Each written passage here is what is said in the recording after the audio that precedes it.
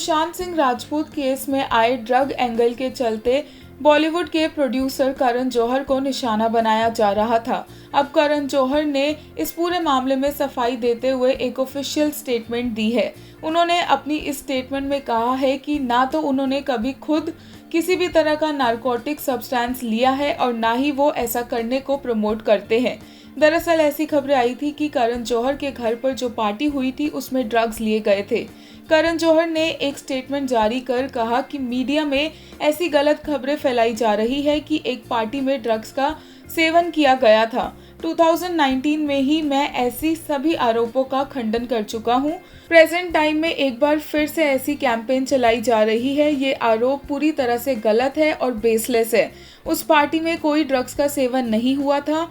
मैं इस बारे में बात करना चाहता हूं कि मैं उन मादक पदार्थों का समर्थन नहीं करता हूं और ना ही मैं इसका प्रचार करता हूं।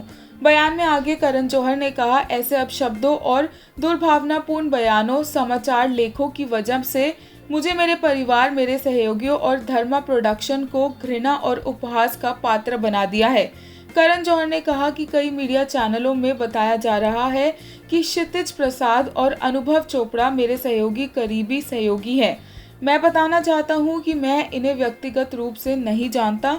दोनों व्यक्तियों में से कोई भी सहायक या करीबी सहयोगी नहीं है। ना तो मैं और ना ही धर्मा प्रोडक्शन किसी के निजी जिंदगी के लिए जिम्मेदार नहीं हो सकते हैं कि वो क्या करते हैं। आपको बता दें, इन दोनों शख्स को एनसीबी ने इन्वेस्टिगेशन के लिए बुलाया था। करण जौहर ने आगे कहा, मैं आगे ये बताना चाहता हूँ कि अनुभव चोपड़ा धर्मा प्रोडक्शन के कर्मचारी नहीं हैं। वे नवंबर 2011 और जनवरी 2012 के बीच 2 महीने के लिए एक फिल्म के सेकंड असिस्टेंट डायरेक्टर और फिर जनवरी 2013 में शॉर्ट फिल्म के असिस्टेंट डायरेक्टर के रूप में हमारे साथ जुड़े थे। उसके बाद वो कभी भी धर्मा प्रोडक्शन के साथ जुड़े नहीं। क्षितिज रवि प्रसाद नवंबर 2019 में एक प्रोजेक्ट के लिए कार्यकारी निर्माता के पोस्ट पर धर्माटिक एंटरटेनमेंट में शामिल हुए थे, लेकिन वो प्रोजेक्ट नहीं हुआ। करण जौहर ने एंड में कहा कि पिछले कुछ दिनों से मीडिया ने गलत और झूठे आरोपों का सहारा लिया है और उन्हें उम्मीद है कि मीडिया इस सब बातों को सुधारेगी, नहीं तो उन्हें इन बेसलेस खबरों के चलते कानूनी कार्रवाई का सहारा लेना पड़ेगा।